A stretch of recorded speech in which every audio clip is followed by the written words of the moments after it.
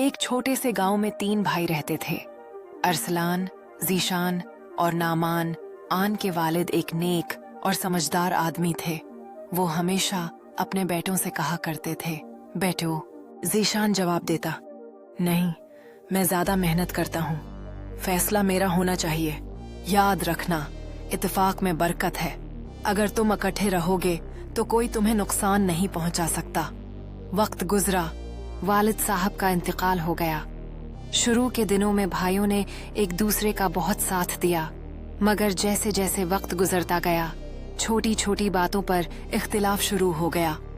अरसलान कहता, मैं बड़ा हूँ, सब कुछ मेरे तरीके से होगा, और नौमान कहता, तुम दोनों खुद गरद हो। यूं उनके दिलों में फासले बढ़ते गए। घर जो कभी खुशियों से भरा रहता था, वहां अब खामोशी और नाराजगी छा गई थी। एक दिन गांव के बुजुर्ग बाबा हलीम इनके घर आए। उन्होंने तीनों भाइयों को बुलाया और कहा, बेटो, मैं तुम्हें एक छोटा सा सबक देना चाहता हूँ।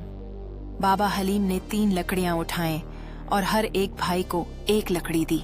कहा, तोड़ कर दिखाओ। तीनों ने फौरन लकड़ियां तोड़ दें। फिर बाबा हलीम ने तीनों लकड़ियां इकट्ठी बांध कर कहा, अब तोड़ कर दिखाओ।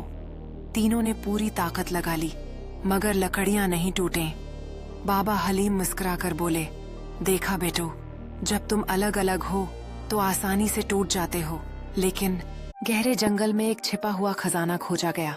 एक युवा महिला अपने हाथ में एक मानचित्र लेकर खजाने के चारों ओर खड़े रोमांचक साहसी लोगों के समूह को नेतृत्व करते हुए देखती है।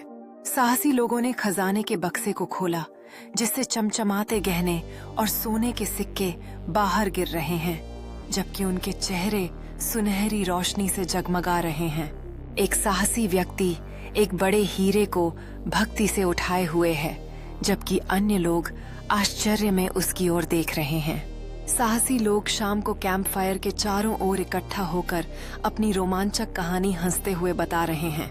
कैंप फायर की रोशनी में साहसी लोगों के चेहरे पर खुशी और भाईचारे की भावनाएं देखी जा रही हैं। सुबह के पहले प्रकाश में साहसी लोग नए सफर के लिए अपना सामान बांध रहे हैं। साहसी लोग एक साथ घुमावदार रास्ते